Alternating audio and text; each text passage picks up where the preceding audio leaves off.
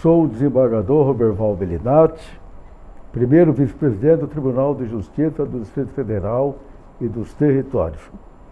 A primeira vice-presidência tem a responsabilidade de cuidar da memória institucional do tribunal, da memória dos servidores e dos magistrados.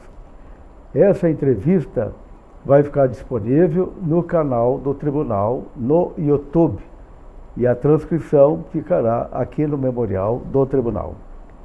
Hoje, dia 17 de dezembro de 2025, quarta-feira chuvosa na capital da República, temos a honra de receber no programa História Oral o eminente juiz de direito, Dr. Enaldo Silva Moreira, um juiz muito capacitado, inteligente, estudioso, já foi aprovado em 3 concursos para a magistratura e foi meu aluno aqui no Tribunal de Justiça. Então, com muita honra, recebo o Dr. Enaldo Silva Moreira para essa entrevista e eu vejo aqui no currículo do Dr. Enaldo que ele nasceu em 15 de novembro de 1970, um jovem magistrado, 55 anos de idade, e nasceu na cidade de Ceres, Goiás. É filho de Filemon Moreira e Nilva Maria Moreira. O doutor Enaldo graduou-se em Direito em 1993 pelas Faculdades Integradas da Associação Educativa Evangélica em Anápolis, Goiás. Iniciou sua carreira como advogado em Porangatu, Goiás.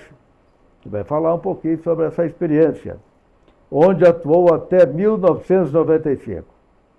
Em 1996, mudou-se para Brasília com o objetivo de se preparar para concurso de juiz do Tribunal de Justiça do DF. Em 98, foi aprovado e tomou posse como analista judiciário do tribunal.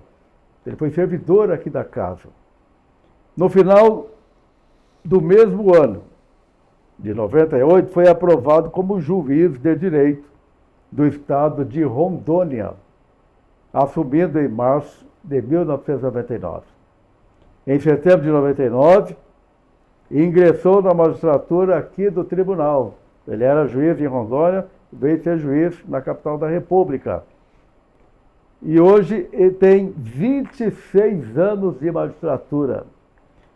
E aqui no tribunal, o doutor Enaldo construiu uma trajetória marcada pela atuação em diversas áreas do direito, passando por varas de família, fazenda pública, execuções criminais, auditoria militar, entre outras. Em 2004, tornou-se titular da vara do Tribunal do Júri e dos delitos de trânsito da circunscrição judiciária do Gama. Ao longo de sua carreira, exerceu funções relevantes como diretor do Fórum Desembargador José Fernandes de Andrade, no Gama, e atualmente diretor do Fórum Desembargador Joaquim de Souza Neto, em Brasília. Também atuou como juiz auxiliar da vice-presidência, coordenando o sistema de designação de juízes substitutos. Então, estamos vendo aqui o currículo, doutor Enaldo. Doutor Enaldo é casado com a juíza do Tribunal de Justiça do DF, doutora Vanessa Dutra, a família, marido e mulher, magistrado. Doutor Enaldo é pai de Guilherme e Mariana. Desde 2019, exerce suas funções como juiz titular da 5ª Vara da Fazenda Pública e Saúde Pública do DF. Então, vamos falar sobre a saúde, trabalho muito importante que o tribunal realiza na área da saúde. E reafirmando seu compromisso com a excelência na prestação judicial. Então, nós temos muitas histórias para registrarmos aqui do doutor Enaldo no programa História Oral do nosso tribunal. Então, seja muito bem-vindo, doutor Enaldo. Uma honra receber Vossa Excelência no nosso programa. Obrigado, desembargador Bellinati. Boa tarde. Inicialmente, agradecer, pelo convite de participar desse registro, histórico, oral dos magistrados, iniciativa muito importante de Vossa Excelência no sentido de registrar essas histórias, o que torna o nosso tribunal mais humano, né? É uma iniciativa que humaniza. Não existe futuro sem história, né? Não existe. Temos que registrar a nossa história. Agradeço. Muito obrigado pela honrosa presença. Eu já falei aqui do seu currículo, que você nasceu no estado de Goiás. Eu queria que você falasse um pouquinho sobre a sua origem, sobre seus pais, sua família. Eu nasci em Séries e na época eu só fui lá para nascer, porque a minha avó materna morava em Séries e assim que nasci voltei para a cidade dos meus pais, que era uma cidade do interior de Goiás, Porangatu, e lá passei a minha infância até os 15 anos mais ou menos, quando saí para estudar, para fazer o segundo grau em Anápolis e a faculdade de Direito. Então a minha infância foi de muita convivência rural, porque meu pai era um homem de pouco estudo e que teve uma infância muito difícil, e ele se dizia vocacionado para o comércio. E por alguns contratempos da vida ele acabou deixando o comércio, indo para a fazenda. E eu passei a minha infância tendo um convívio muito rural, né? Indo muito para a fazenda, e aí tomei gosto. A fazenda era do seu pai? Do meu pai, isso. E lá... Ficava aí nessa região de Porangatu. Onde fica essa cidade? Porangatu fica na divisa do Tocantins, é norte de Goiás. Certo. É a última cidade do estado de Goiás, depois já... uns 50 quilômetros depois já tem a divisa do Tocantins. Você passou uma parte da juventude, então, ali em Porangatu? 15 anos da Você morava na fazenda ou na cidade? Eu morava na cidade. Na cidade. E praticamente ali nos intervalos de escola, porque meu pai, ele tinha sempre essa visão de que os filhos tinham que estudar, né? Então, meu pai nunca foi daqueles que, vamos mexer com fazenda, porque meu pai era curioso, ele dizia que gostava de comércio. Quando ali eu já tinha 4, 5 anos, ele já mexia com fazenda, mas ele nunca foi um apaixonado por fazenda. Ele sempre encarava a fazenda como algo muito difícil. Então, ele dizia para nós, vamos estudar. Então, assim, no final de semana, no período da manhã ou da tarde, ali quando podia, a gente ia para a fazenda. E com 15 anos de idade, eu mudei para Anápolis. Agora, na fazenda, o que você... era gado, plantação? Meu pai mexia com gado. Gado. E aí, logo no início ali, eu despertei uma habilidade para mexer com trator e gostava de mexer. E meu pai sempre com medo, falando assim, não vai virar tratorista. Você, né? Nunca morou então na fazenda, só o seu pai que cuidava? Não, Você morava na cidade. A gente morava na cidade. Estudava lá? Estudava e meu pai ia todos os dias, né? Certo. E eu sempre que podia ia com ele. Mas ele sempre insistindo, vamos estudar. Aí quando foi... O futuro... o futuro é estudar. Tem que estudar. E a sua família, vocês são quantos irmãos? Nós somos 3 irmãos. O meu irmão, inclusive, é servidor aqui do tribunal. Nós passamos no mesmo concurso, em 98, para analista. O seu irmão trabalha aqui, como é que é o nome do seu irmão? Trabalha aqui, Heber Moreira. Ele trabalha em qual setor? Ele trabalha na vara de família, na primeira vara de família de Águas Claras. Águas Claras. Águas Claras. Então tem um irmão morando aqui. Um irmão morando aqui. Analista do tribunal. A minha irmã é falecida, é a mais nova, era a caçula, e a minha mãe também, né? A minha mãe também é falecida. Meus pais são falecidos. São falecidos. Eles faleceram lá em Goiás ou aqui em Brasília? Faleceram em Goiás. Em Goiás. Seu pai não saiu então de Goiás? Ele não veio para Brasília? Não, meu pai não veio. Então eu fiquei, eu fui para Anápolis, terminei o segundo grau, fiz faculdade de Direito. Mas em Anápolis você morava sozinho lá, estudava ou morava? Morei com a minha avó. Com a sua avó? Minha avó materna. Você saiu dessa cidade, Porangatu.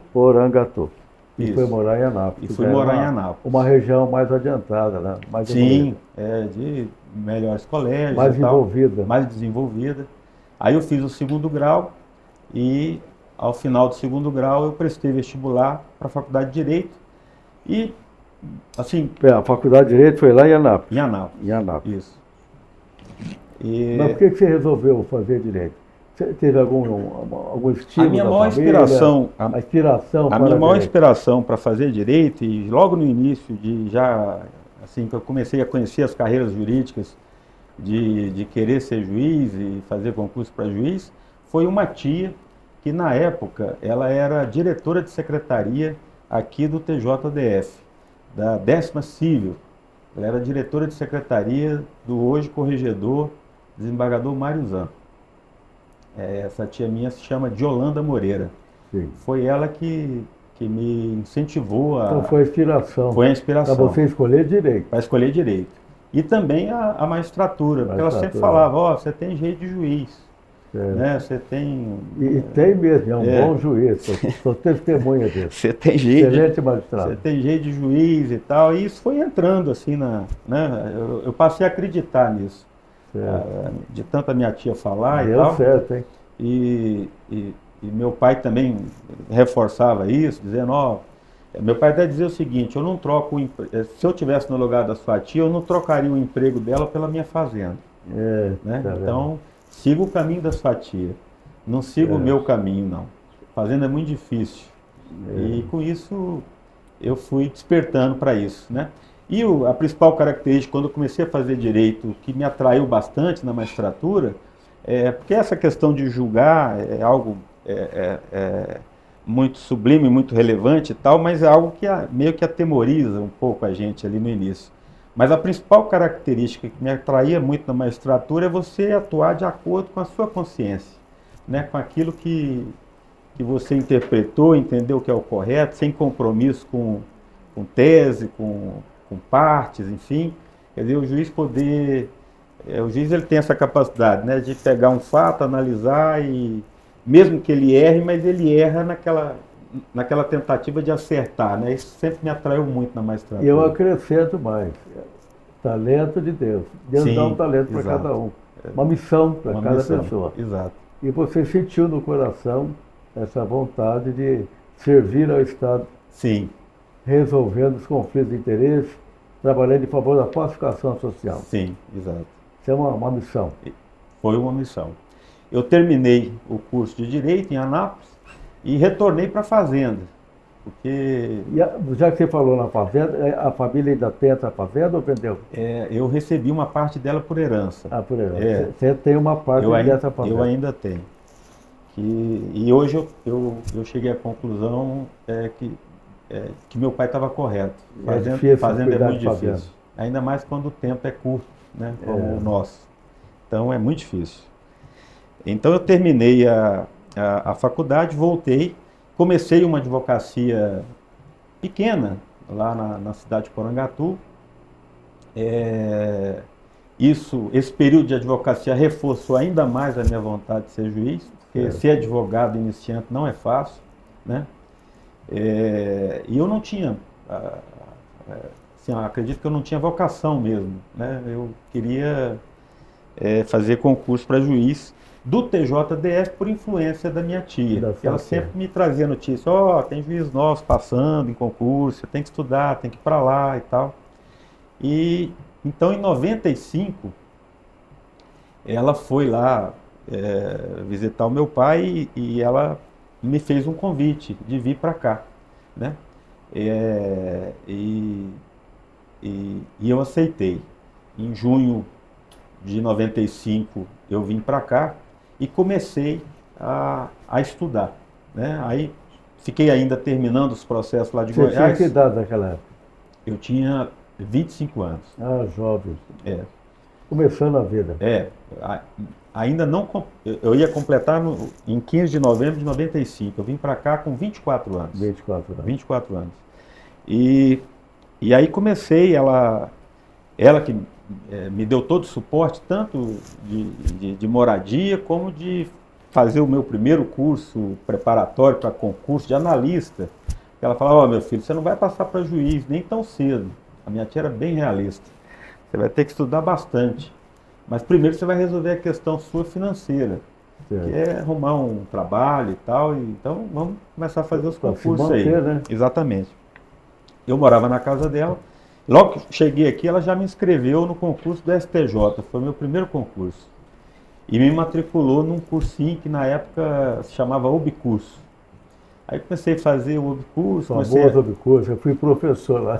Comecei a estudar e aí os meus primeiros concursos são memoráveis, assim, porque o resultado foi tão ruim, né, que me despertou para a dificuldade que teria pela frente, né, o quanto que eu teria que estudar. Vou ter que estudar para muito chegar. para enfrentar o concurso. Logo em seguida eu fui fazer um curso aqui que se chama Processo, e nesse processo eu fui aluno da desembargadora, hoje aposentada, Ana Maria Amarante. E quando eu vi a doutora Ana Maria ministrar a primeira aula, me deu meio que um desespero, assim, porque eu olhava para ela, o conhecimento dela, a forma como ela fala, a facilidade com que ela expõe a aula dela, e eu pensava assim, será que eu vou ter que saber isso tudo para passar em concurso? Graças a Deus eu descobri que não foi preciso saber o tanto que a doutora Ana Maria sabe para passar, né? Tive a oportunidade também nessa trajetória de concurso de ser seu aluno, né, na Escola da Magistratura. Muita honra. A honra foi minha, porque foi um período de muito crescimento. Embora nesse concurso eu não tenha passado, mas as aulas de sentença que me foram dadas, inclusive, pelo senhor, foram fundamentais na minha trajetória. Então, é isso. Então, eu queria que você, já que você falou dos concursos, você passou em 3 concursos para juiz do Brasil. Eu queria que você falasse de cada concurso. Sim.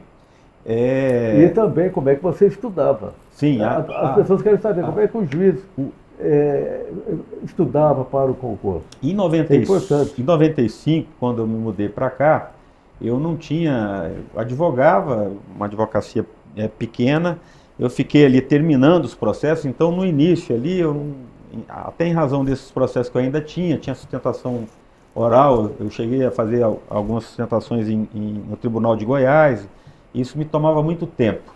Mas assim que eu pude me dedicar, eu iniciei a minha trajetória ali de estudo, de dedicação exclusiva, né? De muita restrição financeira, porque a partir do momento que você para a minha advocacia era pequena, mas ganhava alguma coisa ali.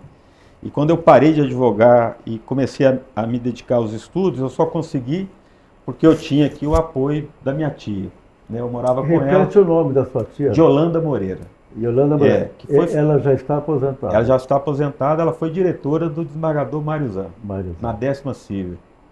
Ela continua morando em Brasília? Ela foi fundamental na minha trajetória e ela continua aqui na capital, Yolanda? Sim, ela continua, ela mora no Lago Norte. Certo. E está com 92 anos. Que bênção. E saudável e lúcida, graças a Deus. Ela foi uma segunda mãe que eu tive, uma pessoa que realmente me ajudou a chegar onde eu cheguei. E então eu comecei ali numa trajetória de 1 hora de estudo, 2 horas, 3 horas, e cheguei até um período que eu não recomendo para ninguém. Eu estudava 12 horas por dia. 12 horas por dia. Entre cedo, à tarde e à noite. É um exagero, assim. Eu acho que não foi muito saudável esse período, não, mas eu cheguei a estudar 1 ano nesse ritmo. E em 98, eu me inscrevi para 3 concursos de juiz, que foram os que eu passei. O concurso de Rondônia, que saiu primeiro, eu tomei posse lá em março de 99. Você ficou menos de 1 ano em Rondônia? Eu fiquei menos de 1 ano. Porque em setembro de 99, eu tomei posse em março, em setembro de 99, eu tomei posse aqui. Sim, mas em Rondônia, você trabalhou em que local? Eu trabalhei em Porto Velho. Você foi juiz substituto? Fui juiz substituto em Porto Velho, atuei lá em Tribunal do Júri, em vara de fazenda, em vara de família, em juizado especial. E foi uma boa experiência. Certo. Eu tive uma boa experiência lá.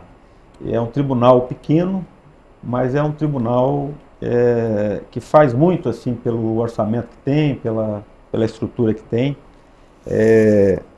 Mas eu sempre tive lá, né, eu continuei fazendo o concurso de Goiás, que é o meu estado e daqui. Mas a minha preferência sempre foi por aqui, né? O de Goiás saiu antes daqui, mas eu ainda estava fazendo o concurso aqui de Brasília.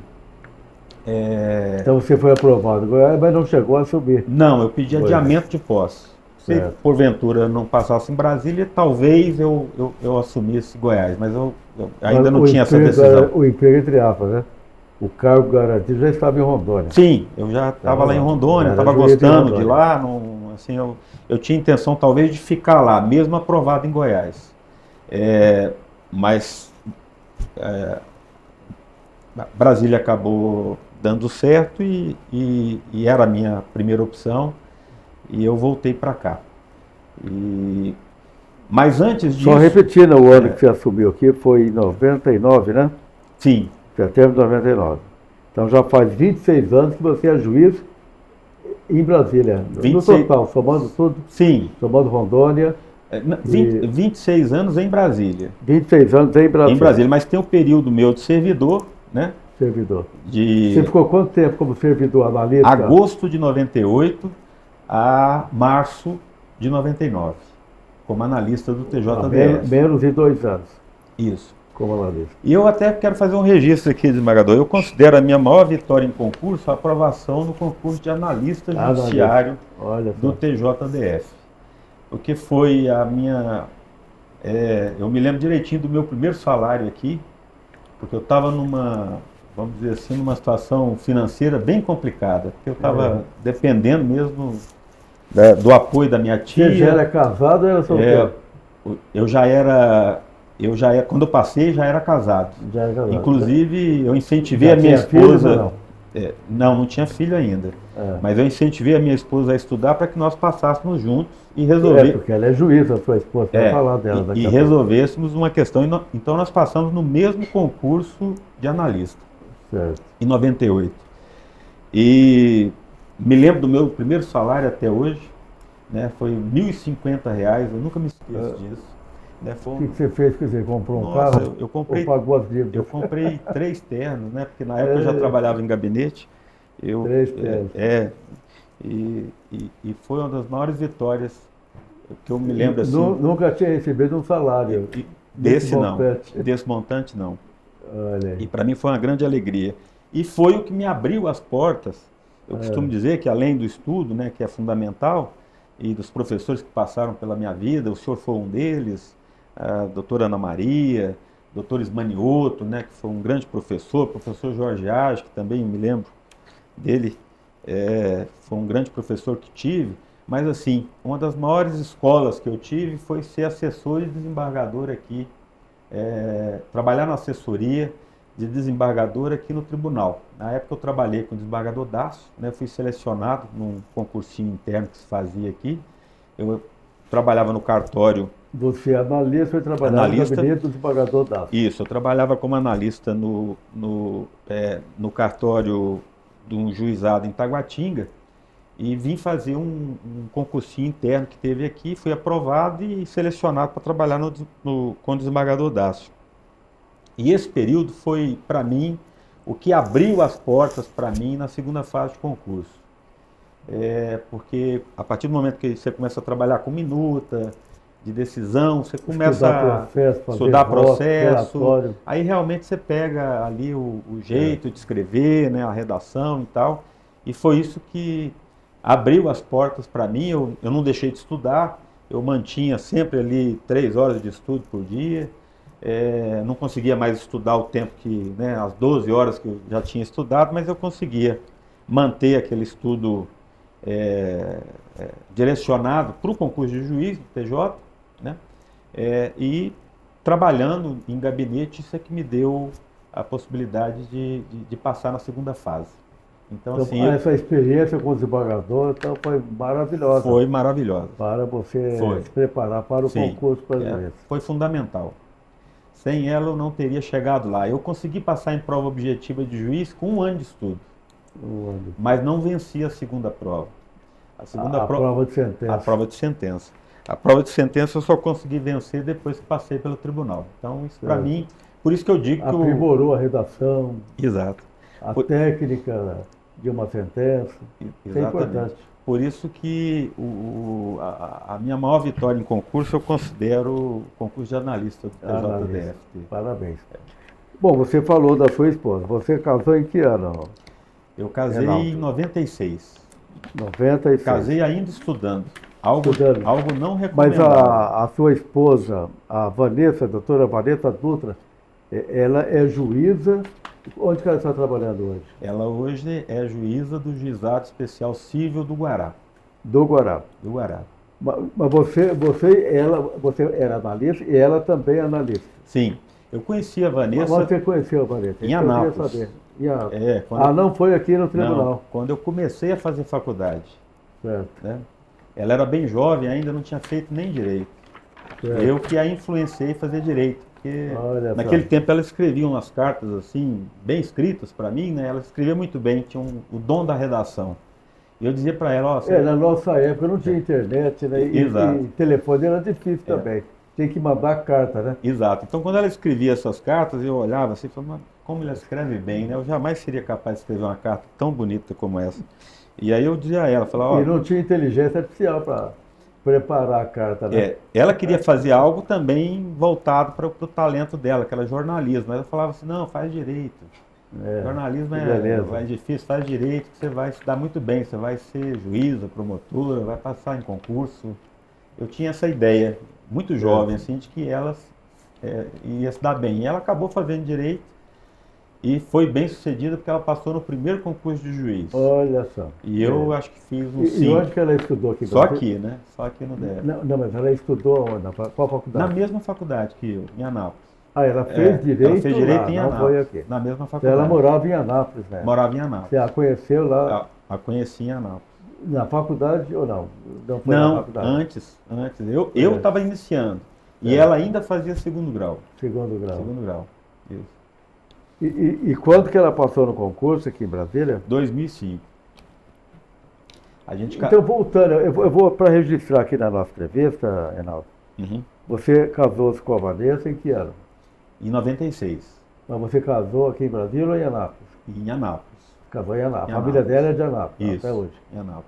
Depois ela veio para Brasília, porque ela passou no concurso. Aí nós moramos em Goiânia um ano e no final de 97 a gente veio para Brasília com a intenção de focar no concurso de analista do TJ. Certo.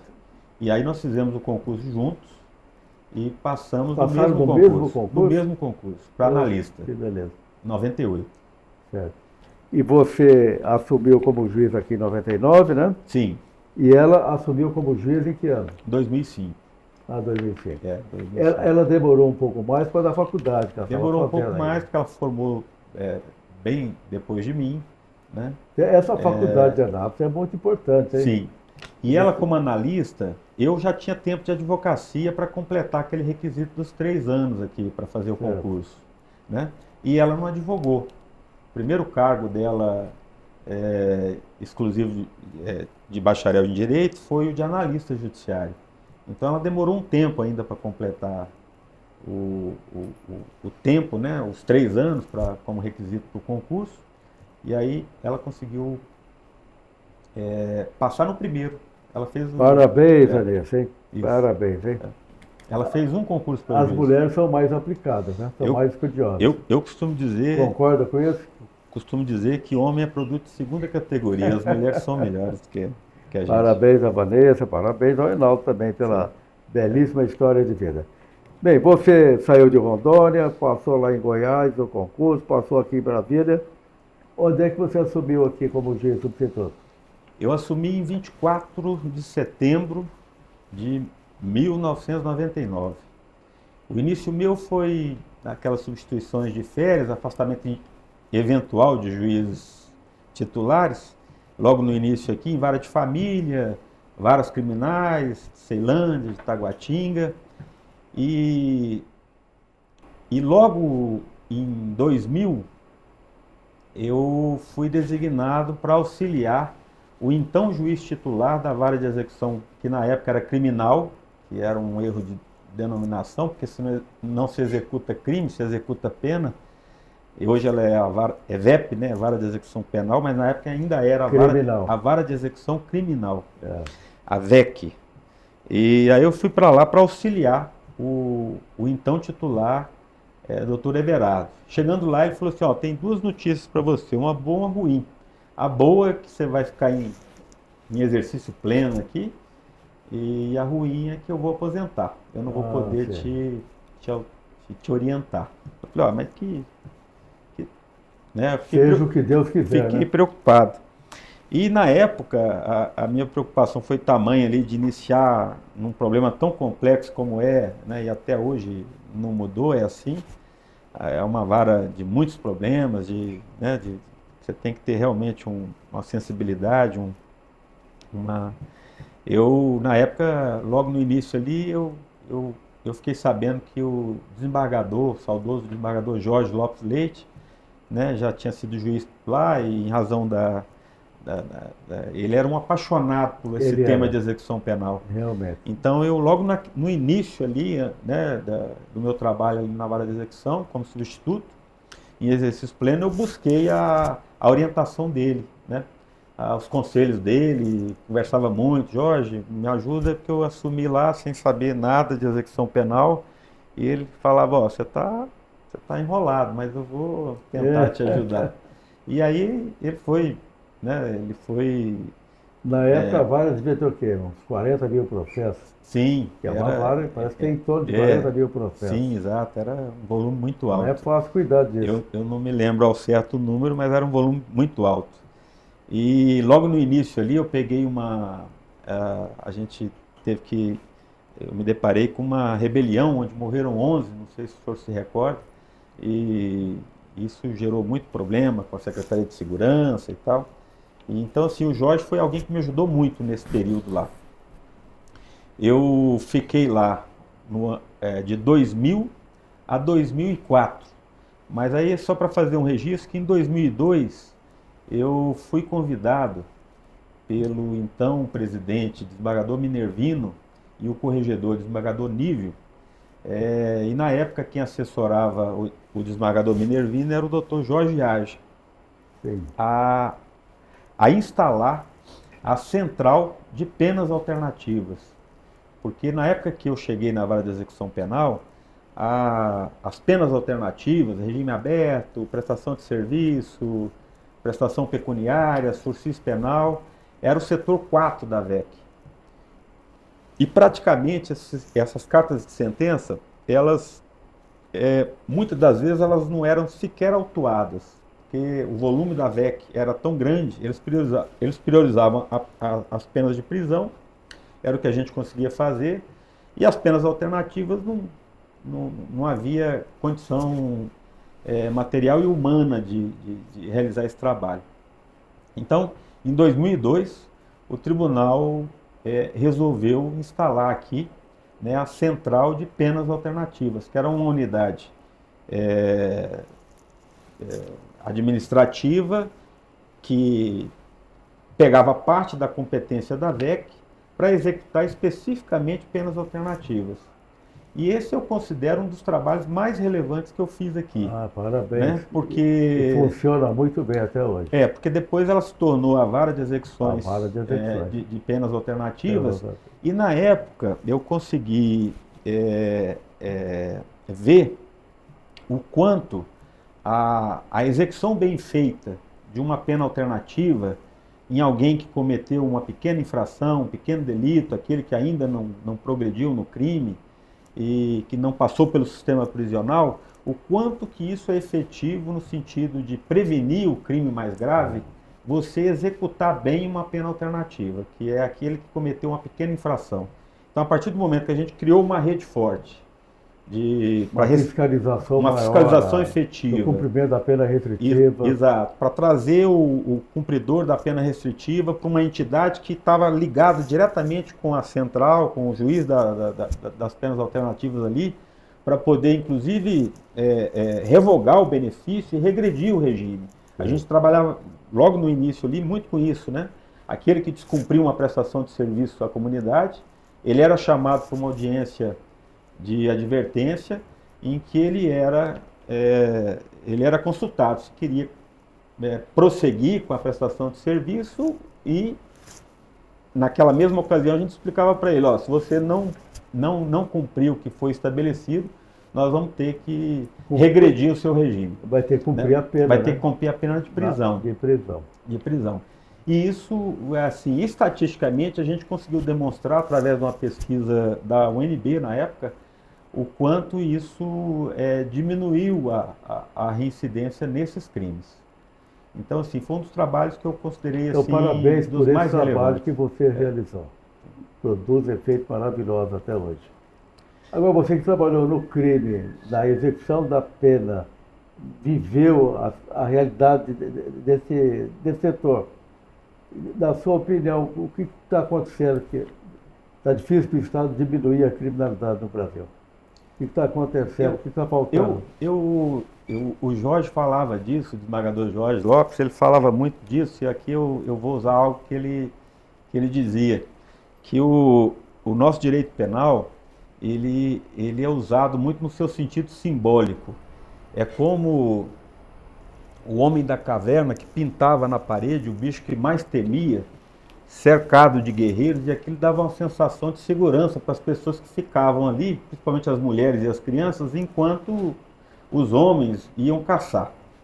Mas, na verdade, aquele animal que ele colocava dominado ali, eles nunca tinham dominado, né? Então, assim, o que para mim, na minha vivência de execução penal e de vara criminal, não existe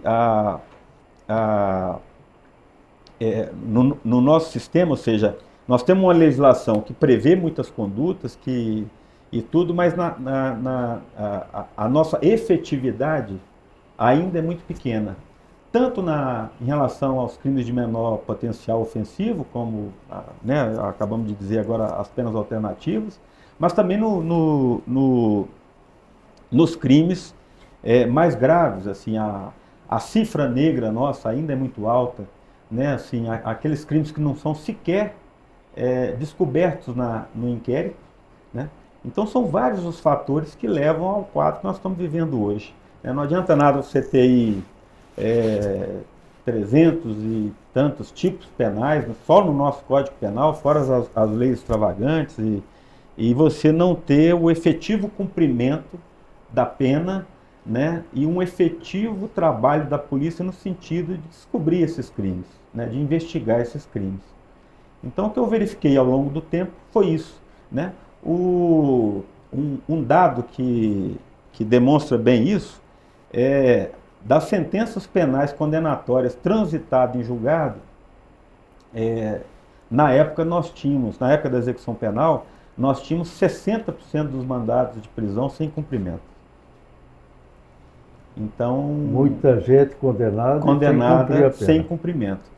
E eu costumo dizer que havia, de certa forma, uma política até de cumprimento de mandatos, no sentido de que o presídio lá tem um limite, né, de presos, e que muitas das vezes a pessoa tinha um mandado de prisão expedido e passava-se tanto tempo que ele era preso não pela polícia na rua, mas era preso no balcão da VEC, que ele ia lá para saber o porquê que ele tinha um problema lá, que estava impedindo ele de trabalhar e tal. Chegava lá, era um mandado de prisão de 10 anos atrás, condenado a cumprir a pena. E ali ele iniciava o cumprimento da pena. Então, a vara de execução penal, quem passou por ela, dá essa visão, né, daquilo que é simbólico, daquilo que geralmente sai no jornal, quando se diz assim, ó, o sujeito matou alguém, vai ser condenado a 30 anos de cadeia, né?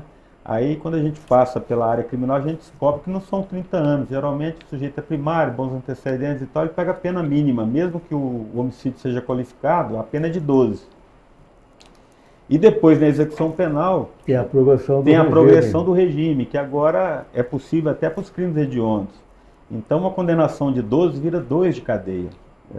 Né? E aí você vai descobrindo que o direito penal, e conjugado com a lei de execução penal, ele não é tão rigoroso quanto as pessoas imaginam que seja. É nesse sentido que o desembargador Lopes usava esse direito penal simbólico, em que as pessoas acreditam que é uma coisa, mas que na prática é outra, e que nós, juízes, sabemos muito bem. O nosso Estado democrático de direito só evolui, principalmente na área penal. Temos um ex-presidente que ficou quase 2 anos preso. E há pouco um outro ex-presidente teve a prisão decretada. Isso mostra que o Estado está evoluindo. Sim. Aquele ditado que só pobre ia para a cadeia, isso está acabando, porque a própria Carta Magna, ela diz que todos são iguais perante a lei. Então, todos nós estamos sujeitos à lei. Sim. E temos que cumprir a lei. Concorda com esse pensamento? Concordo. É isso que nós esperamos. Principalmente, uma das coisas que sempre me atraiu na magistratura, eu costumo dizer que ao longo do meu tempo, aí, dos meus 26 anos, aqui do DF, mais o tempo lá de Rondônia, eu nunca perdi a vontade de ser justo. Né? E ser justo é isso, é aplicar a lei sem distinção, né? de qualquer natureza. A lei foi feita para todos, né? É isso. Tem que ser cumprida. Doutor Reinaldo, nós temos aqui algumas perguntas do memorial. Vamos fazer as perguntas para ressaltar o que você já falou. Poderia compartilhar um pouco sobre suas origens? Já falou lá de Goiás. Seu pai tinha fazenda, deixou a fazenda para os filhos. Você estudou também em Anápolis, fez a faculdade. Sobre a sua formação, também já disse que essa tia foi uma grande inspiração para você. Sim. Fazer direito, ser magistrado. A mudança para Brasília, eu queria que você falasse então um pouco mais sobre a mudança. Por que você escolheu Brasília e não escolheu Goiânia ou não escolheu Rondônia? Só para ressaltar o que você já disse. Sim, na verdade a influência é a mesma, foi a da minha tia. Né? Ela que me incentivou a vir, foi ela que eu costumo dizer que foi ela que me trouxe para cá e que me apoiou aqui, me deu casa, abrigo e apoio. Então, a minha opção de vir para Brasília foi isso. Então foi mais ativo. Eu tinha aqui, a minha avó paterna morava aqui também, eu tenho 2 irmãs do meu pai, uma delas é essa que eu mencionei, né? A outra a Violanda também mora aqui. Então, como eu tinha família e sempre foi uma cidade que eu convivi aqui desde a minha infância mesmo, Brasília não era algo novo para mim. Todos os anos a gente passava Natal aqui, era uma cidade que sempre achei muito bonita, sempre tive vontade Realmente é a terra da esperança. É a terra da esperança. Terra da esperança. Então eu sempre tive vontade de vir para cá.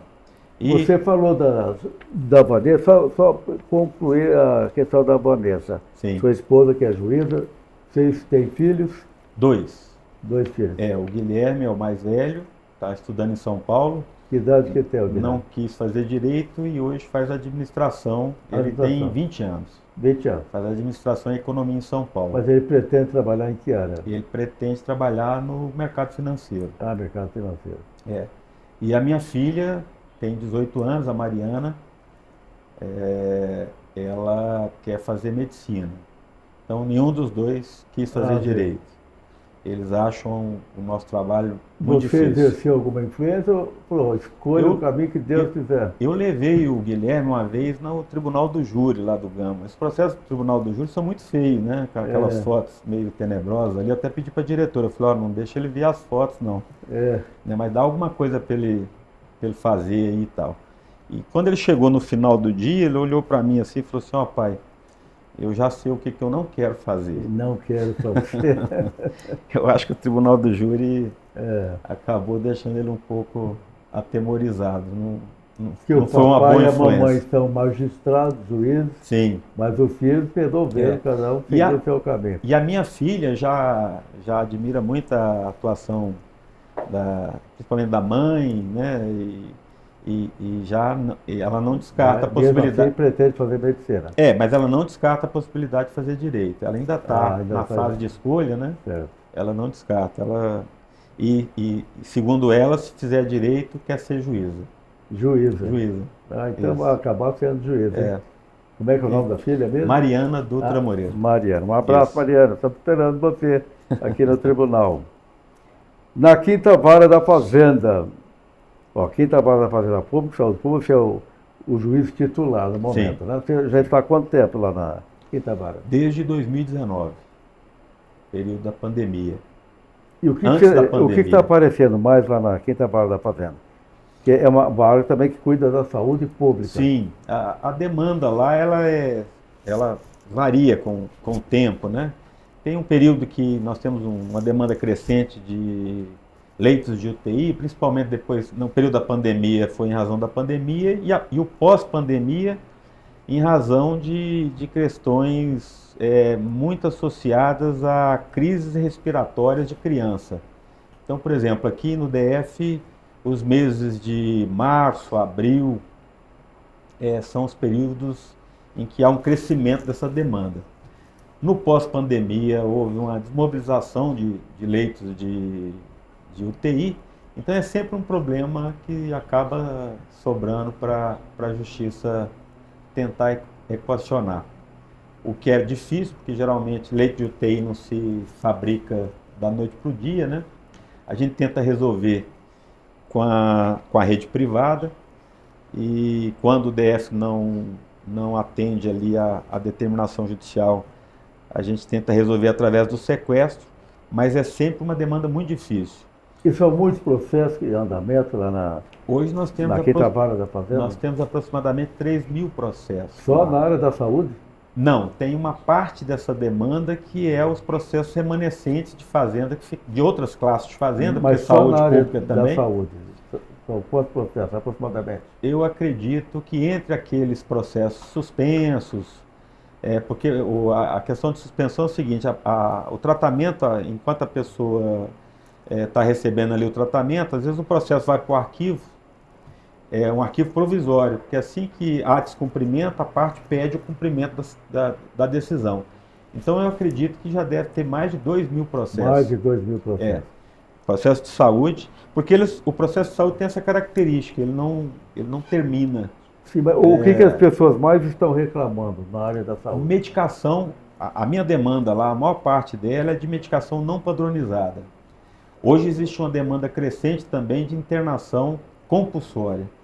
São pessoas com problema de uso de droga e que já estão assim, que já não têm mais condição de fazer tratamento ambulatorial. Essa demanda é crescente hoje na vara de saúde. Mas as famílias entram com uma ação, pedindo a internação compulsória. Busca a Defensoria E Pública. como é que a Justiça está agindo nessa área? Existe uma lei, né, que prevê um período determinado de internação, que em tese não pode passar de 90 dias, mas na verdade a desinternação do paciente fica a critério médico. E o juiz determina, de acordo com o laudo. As famílias estão pedindo para os juízes? Que determine a internação. Que determine a internação. O GDF manter a internação. Exatamente. Hoje o GDF tem uma rede bastante precária, são apenas, basicamente, uma instituição, mas podemos dizer que temos duas aí, instituições. Uma instituição para atender milhares de pessoas. Milhares de pessoas. Então não dá conta, não tem capacidade. A gente tem conseguido resolver, não há descumprimento do DF nessa área. Ele tem nos atendido. E uma boa parte desses pedidos se refere a dependentes químicos? Dependentes químicos. A maior parte é uso de droga. Causam problemas para as famílias. Uso de entorpecentes, né? Cocaína, maconha, crack, principalmente crack, né? E eles pedem a internação e a vara de saúde, o juiz determina a internação por um prazo de até 90 dias, mas sujeita à reavaliação médica. E todos os casos, hoje eu não aceito só o laudo privado, porque nessa demanda existe sempre uma vontade da família, às vezes, de deixar o parente internado. Deixar internado. Por tempo indeterminado. E busca, às vezes, um laudo particular e tal. Então, assim, hoje tem o N-Concilia, que é um setor dentro da secretaria, que encaminha esses pedidos. esses processos para uma avaliação do CAPS da região. Então, o CAPS da região, ele faz uma avaliação para realmente verificar se é o caso de internação, se aquela pessoa não tem condição de fazer um tratamento ambulatorial. Se ela tiver condição... E qual é o nome da instituição que acolhe essas pessoas? Que você disse que tem uma instituição que recebe esses pacientes. São encaminhados pela justiça. No momento, me fugiu o nome dessa instituição. São duas, mas... Eu sei que em Itaguatinga tem o HPAP, não é isso? Não tem nada a ver com a... Tem unidade no hospital de base também, que recebe esses casos de internação mais severa, né? E tem essa instituição, que é uma instituição que trabalha recebendo essas pessoas. E o resultado tem sido positivo? Tem sido positivo. Porque essa área é muito difícil, né? Mas pessoa que se envolve com esse problema, não é fácil de conseguir a recuperação. Não é fácil se libertar disso, não. E, inclusive, tem uma característica. Às vezes, no final ali do período, quando a rede, a instituição, ela dá lá, os médicos que acompanham o paciente, dá parecer no sentido de que ele pode ser desinternado, as famílias já começam, ou então logo que ele é desinternado, logo na primeira semana elas voltam no processo pedindo... As famílias querem que essas pessoas permaneçam internadas. Exato, dizendo então, que... O prazo aproximado é de 90 dias. De 90 dias. Mas pode ser prorrogado também. Mas pode ser prorrogado pelo médico que está acompanhando, pela equipe que está acompanhando lá da instituição. Da instituição. E é muito comum a família pedir e nós ali indeferimos, porque, na verdade, é o seguinte, precisa passar por um novo procedimento de reavaliação e tal, porque assim, é muito comum a família já percebe que a pessoa voltou a usar, aí já corre no processo e pede para interná-lo novamente, porque sabe que onde vai chegar, né? Então, assim, são processos que vão para o arquivo e que logo na sequência, às vezes, um novo pedido de internação daquele mesmo paciente que volta a usar. E tem casos de pessoas que não voltaram mais. Ou a família encontrou uma forma de tratar de maneira ambulatorial, porque logo depois da internação, a Secretaria de Saúde, ela coloca a pessoa num tratamento ambulatorial. E aí são consultas, né, com psicólogo, com um acompanhamento multidisciplinar. Vem cá, a sua vara, a 5ª vara da Fazenda Pública e Saúde Pública. Só tem essa vara que cuida da saúde pública ou tem outras varas da Fazenda? A 5ª vara, a vara de saúde pública, que é a 5ª vara de Fazenda, ela cuida ela recebe as demandas de medicação não padronizada, que é aquela que não foi incorporada na rede pública de saúde. Mas que tem autorização da Anvisa. Mas que tem autorização da Anvisa. Porque eu me lembro de um caso, a família queria uma medicação, aí a juíza que indeferiu, a desembargadora que apreciou o agravo também indeferiu, alegando que não havia autorização da Anvisa para aquela medicação aqui no Brasil. Isso. Então não tinha como obrigar ou determinar o hospital que adquirisse a medicação para essa família. Aliás, era caso de câncer. Aliás, a Justiça concede medicação mesmo sem registro na Anvisa, mas essa competência é da Justiça Federal. Da Justiça Federal. Da Justiça Federal. Então, assim, a competência nossa é para a medicação não padronizada, não incorporada, que é aquela que tem registro na Anvisa, mas que não foi ainda... está na lista de medicações... Não foi ainda incorporada nas políticas públicas... Fornecidas pelo SUS. E como é que você tem resolvido essa situação?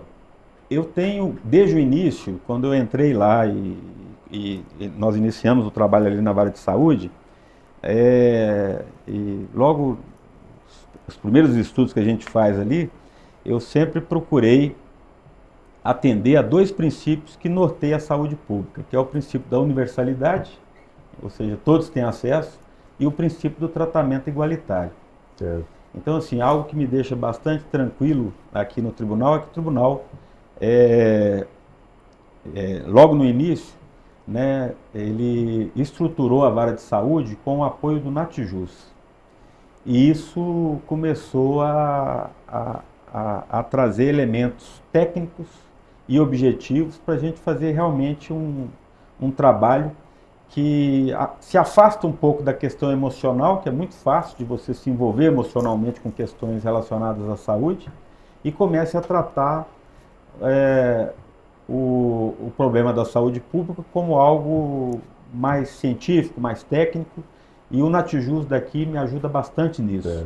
Então, desde o início, até antes do tema 1, 2, 3, 4 e do tema 6, eu sempre procurei fundamentar as decisões lá da vara de saúde com base nos pareceres do Natijus. Isso deu para mim um critério objetivo, técnico, que me permite hoje atender a isso que é um mandamento constitucional, que é o tratamento igualitário.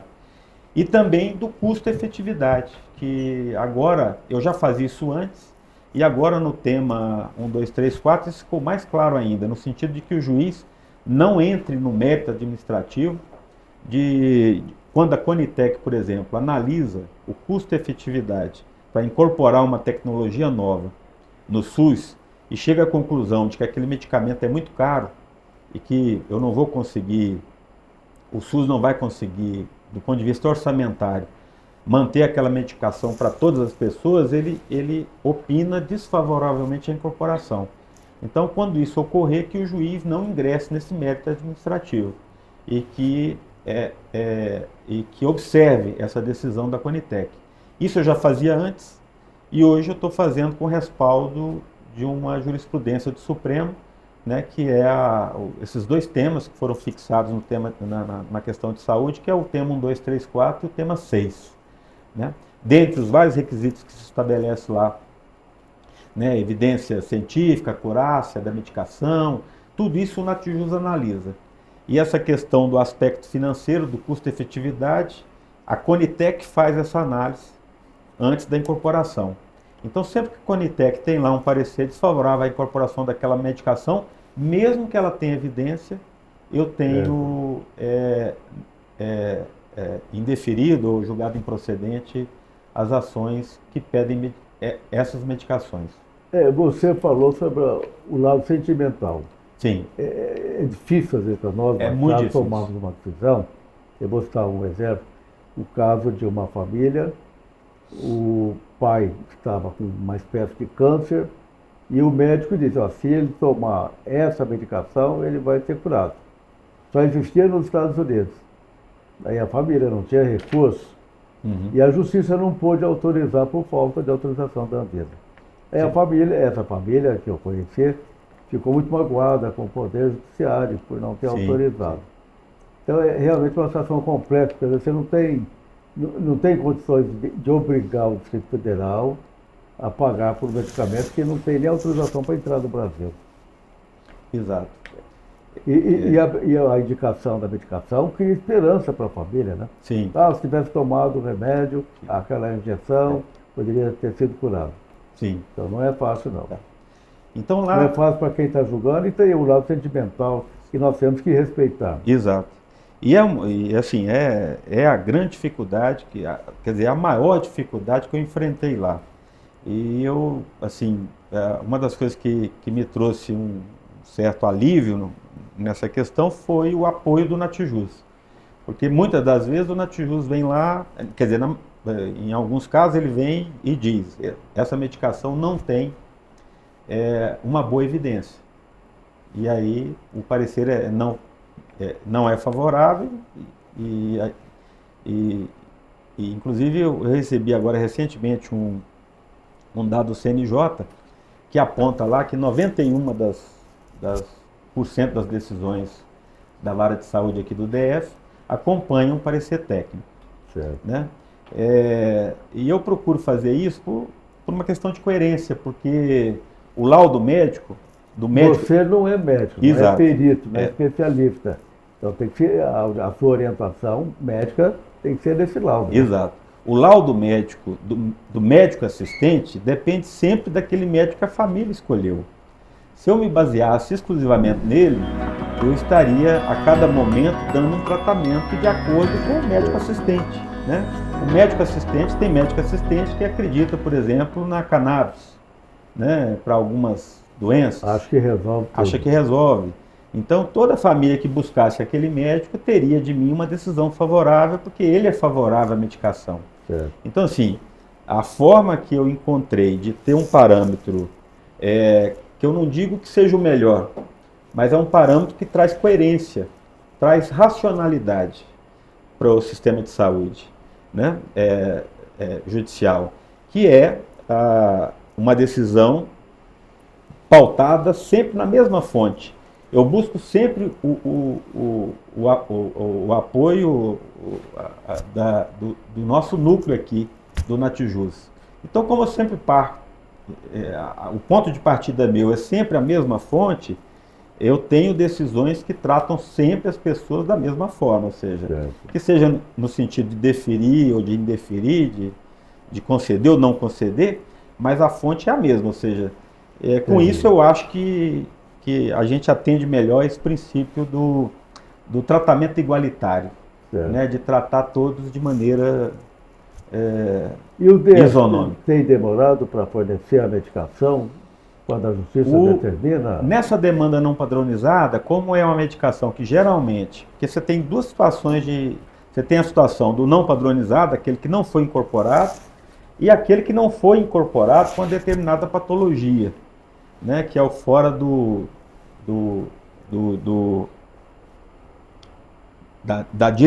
da diretriz de tratamento, né? Então, assim, quando isso ocorre, o DF não pode fornecer, mesmo que ele tenha isso na farmácia de alto custo, né?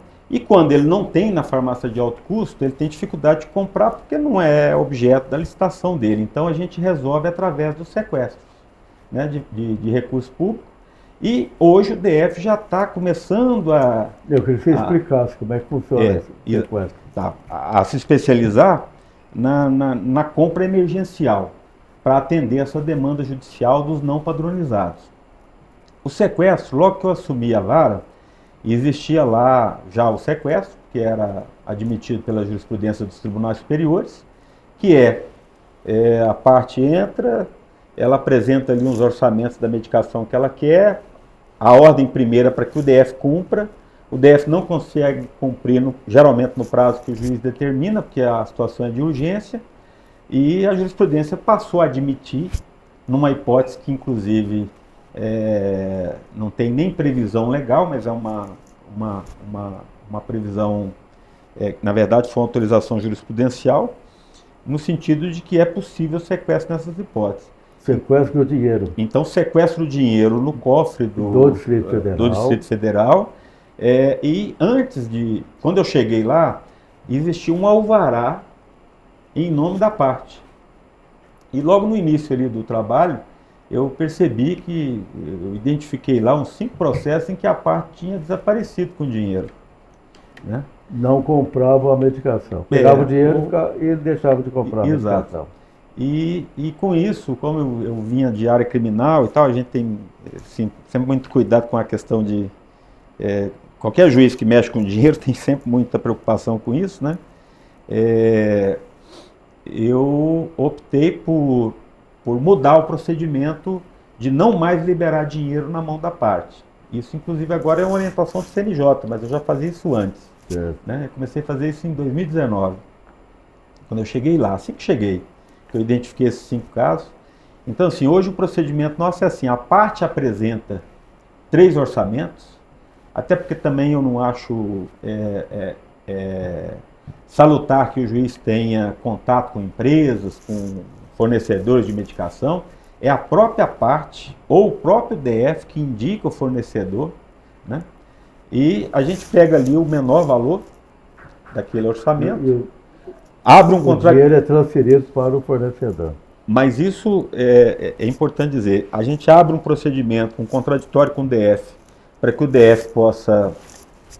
DF possa, inclusive, abrir um procedimento emergencial e comprar, que é que para mim é sempre o melhor caminho.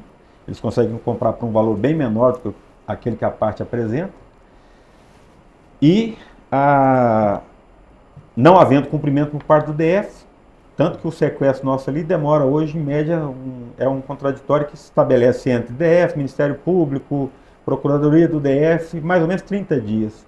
No final desses 30 dias, não havendo cumprimento, sequestra o valor e transfere o dinheiro para a empresa do remédio, né, que está fornecendo, aquela empresa que a parte trouxe o orçamento, e não liberação de dinheiro para a parte. Uma das coisas que a gente faz hoje também é, por exemplo, a parte recebe a medicação, às vezes ela vem a óbito, logo em seguida. Muitas das medicações que são fornecidas podem ser reaproveitadas. A gente hoje já tem uma orientação de que a família, quando a parte falece, que devolva no setor da secretaria essa medicação que a parte começou a usar. E com isso, a gente resolveu a questão da prestação de contas. Hoje não tem mais problema de prestação de contas, porque a prestação de contas é direto com a empresa, quando às vezes transfere e a parte às vezes desiste do tratamento, existe isso também, o médico, ou ele toma um comprimido ali, ou nem toma e tal, e resolve não fazer mais o tratamento, ele tem a obrigação de devolver. E tem medicação que é muito cara, né? Muito, tem medicação que passa de 1 milhão. 1 milhão de reais. 1 milhão de reais, 2 milhões, 5 milhões. Uma área muito complexa, realmente. Há pouco tempo a imprensa divulgou que o Supremo autorizou a aquisição de uma medicação no valor de 6 bilhões para salvar a vida de uma criança. É uma doença de criança degenerativa que só pode ser ministrada até os 3 anos de idade. O tratamento, mesmo para o Estado, custa hoje, se o Estado mesmo adquirir, 6 milhões de reais. 6 bilhões. 6 milhões de reais. E tem a possibilidade de cura, né? De cura. Então, é um tratamento que a Justiça tem autorizado. Parabéns, doutor Reinaldo, pelo trabalho que vem realizando na 5ª Vara da Fazenda Pública e Saúde Pública, especialmente na saúde, cuidando da saúde da população. E dentro do nosso limite como magistrados, nós procuramos ajudar ao máximo a nossa sociedade, principalmente nessa área de saúde, que é uma área realmente muito sensível. Bem, para nós finalizarmos aqui nossa entrevista, eu vejo que você é jovem, tem 55 anos, 26 anos de magistratura, ou seja, ainda tem mais, quanto tempo de tribunal? 20 anos? Ainda tem 20 anos, né? Pela compulsória até os 75 anos. Você tem 55, tem mais 20 anos pela frente. Isso. Qual é o seu projeto de vida nesses 20 anos? Permanecer no tribunal, ser desembargador, trabalhar na administração? Eu pretendo... Está sonhando com o quê? Eu pretendo seguir o meu caminho aí, né? Passando por ali agora e vendo os registros históricos, eu vi lá uma poesia da Cora Coralina, né, que diz o seguinte: o que importa na nossa vida, o mais importante na vida é a caminhada, né? Caminhada. Então, hoje eu estou vivendo o meu momento ali de vara de saúde. E é isso que eu... Muito bem. Mas claro que eu também sou apaixonado, né, pela área da saúde. Né? Há 12 anos eu sou presidente do Plano Saúde. Sim. Continuo lá nessa área. Pois é. O senhor tem feito um excelente trabalho lá. Então, assim, eu olho para frente e, se Deus me permitir chegar, né, a desembargador, é algo que realmente acho que todo juiz que já passou por tudo que a gente passou almeja chegar. Né? Muito bem. Eu queria que você explicasse melhor uma questão aqui, que nós falamos na entrevista, como é que você estudava para o concurso, só para você completar, você fazia resumo na hora de estudar? Ou só lia? Porque tem gente que fala, só lia. Ou só fazia resumo do livro, matéria de cursinho. Sim. Como é que era o método final? O método meu de estudo eu peguei muito através de orientação de professor mesmo. Né? Muitos diziam o seguinte: você não precisa ser especialista em nada, então você tem que tentar levar em bloco todas as matérias que vão ser cobradas no concurso. Então eu dividia meu tempo durante a semana, eu dividia ali por matéria, né? Pegava o programa, por exemplo, de juiz do DF, que na minha época não mudava, era sempre o mesmo, né? E eu procurava usar sempre os mesmos livros, Para cada fase eu estudava de uma forma. Por exemplo, para a primeira fase eu estudava muito lei seca, porque eu descobri logo no início que a forma mais segura do examinador fazer uma prova é pegar a lei seca ali e tal, e fazer algo bem, trecho da lei seca e tal. Então tinha uma boa parte das questões que eram muito lei seca, eu estudava muito lei seca, estudava as doutrinas mais tradicionais, ticava essas doutrinas, e para a segunda fase eu estudava muito por índice dessas doutrinas. Eu pegava o índice ali, por exemplo, do Damasco, que foi um livro que eu estudei muito, de penal, né, parte geral. Então eu pegava o índice dele ali e ia, né, ticando. Erro de tipo, eu lembro de erro de tipo, lembro, não preciso estudar muito. Erro de proibição eu já não lembro, aí eu ia lá. Né? Então, assim, eu também estudei com o Damasco. Para oral isso funciona bem também, porque é a forma de você organizar, né, as ideias ali, e de não estudar aquilo que você já sabe, né? Então, eu estudava muito pelo índice. Eu ia no índice assim e tal, isso aqui eu não estou sabendo. Aí eu ia lá, estudava com mais profundidade, aí pegava outro autor, a opinião de um, de outro e tal. E era assim, e a fase que eu estudei 12 horas, eu não recomendo. Eu acho que a fase mais produtiva que eu tive, que foi quando eu me preparava para a segunda trabalhando aqui no tribunal e estudando 3 horas por dia. Essa foi a fase mais equilibrada. Se a cabeça estiver muito cansada, não consegue aprender. Exato. Né? Porque aí eu tinha um estudo de qualidade. Eu fazia ali, estudava pelos índices, eu já tinha todo o meu material ticado, grifado, né? E sentença, a melhor forma que eu encontrei de estudar para essa parte, para essa fase a discursiva, né, é escrevendo. Né? Eu tentei uma vez... Ou seja, na prática, né? Pega para fazer a sentença e... Eu tentei uma vez fazer concurso de datilografia e foi uma experiência terrível. Aí eu voltei para a caneta. Então, assim, eu procurava escrever muito, fazer muito resumo, né, escrever uma sentença e tal, como treinamento mesmo para a prova. E, graças a Deus, deu certo. Plantou e colheu 3 aprovações no concurso do juiz, mais aprovação para analista. Sim, são concursos difíceis. Sim. O candidato tem que se preparar, muito bem. Sua mensagem final para nós escrever. Mensagem é que eu sou muito grato, né, a essa oportunidade que o senhor me deu aqui de registrar a minha história. Acho que isso é muito importante para nós e principalmente para as gerações futuras aí, que quiser conhecer algum magistrado específico, enfim. Essa curiosidade ao longo da vida surge. E gratidão, né? Gratidão principalmente pelos servidores que me acompanharam durante toda a minha trajetória aqui.